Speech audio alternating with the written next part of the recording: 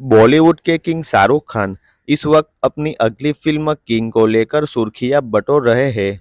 King साल 2025 में release होगी। इस पिक्चर से सुहाना खान थिएट्रिकल डेब्यू करने जा रही है। शाहरुख खान की देश ही नहीं, विदेशों में भी तगड़ी फैन फॉलोइंग है।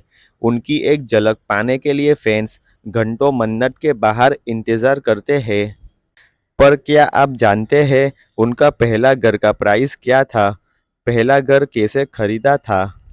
शाहरुख खान की साल 1995 में एक फिल्म आई थी, नाम था गुड्डू। इस फिल्म में उनके साथ मुकेश खन्ना ने भी काम किया था, जिन्होंने उन्हें लेकर एक किस्सा सुनाया है।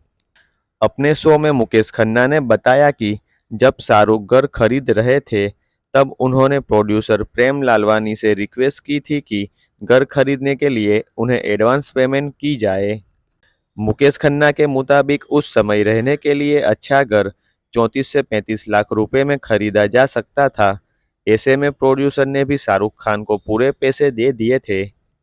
मुकेश खन्ना ने कहा कि शाहरुख खान अक्सर कहते थे कि फिल्म की वजह से पहला घर मिला।